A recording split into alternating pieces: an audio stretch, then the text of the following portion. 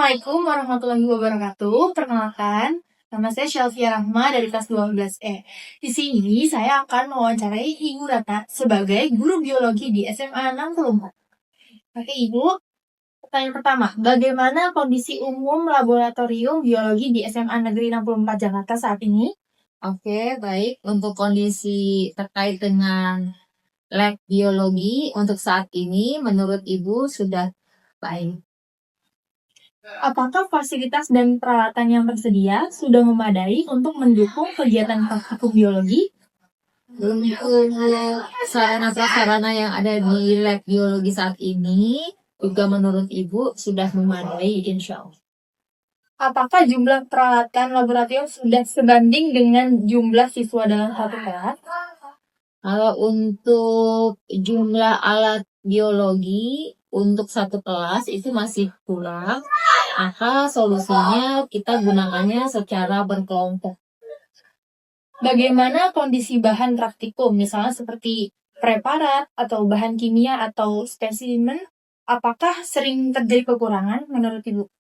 Baik, untuk jumlah alat-alat yang ada di lab biologi, insya Allah itu selalu kita tambah lagi ya, kalau selama pemakaiannya itu habis seperti itu. Untuk bahan-bahan ya, terkait dengan bahan-bahan percobaan yang sifatnya memang dipakai habis, maka itu selalu kita minta lagi setiap tahunnya ke sekolah.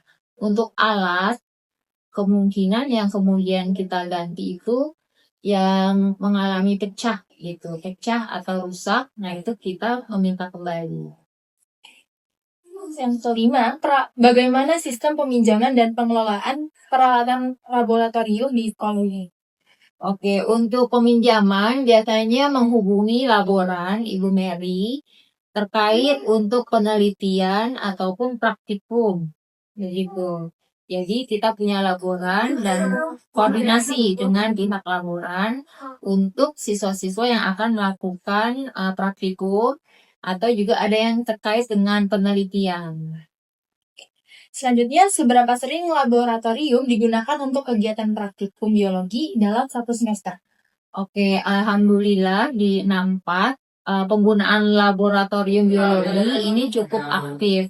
Pastinya di tiap semester itu selalu ada untuk kelas 10, 11 maupun 12. Seperti itu. Apa saja kendala yang biasanya Ibu hadapi di hadapan guru maupun siswa ketika menggunakan laboratorium? Kendalanya saat ini adalah yang baru ya di lab biologi ini terkait dengan sistem pendingin. Jadi di lab bio untuk AC-nya sedang rusak juga seperti itu. Bagaimana tingkat keamanan laboratorium, misalnya seperti ketersediaan kotak T3K dan lain-lainnya? Oke, untuk faktor ketersediaan alat-alat pengaman, insya Allah ada ya, kotak P3K, kemudian juga APAR, seperti itu. Kemudian juga penempatan bahan-bahan kimia, insya Allah sudah kita tempatkan dalam kondisi yang aman. Menurut Ibu, aspek apa saja yang masih perlu diperbaiki atau ditingkatkan dari laboratorium 64? Untuk aspek yang harus ditingkatkan, pertama itu terkait dengan kerapihan. Ya, kita masih selalu proses untuk kerapihan di dalam radiologi.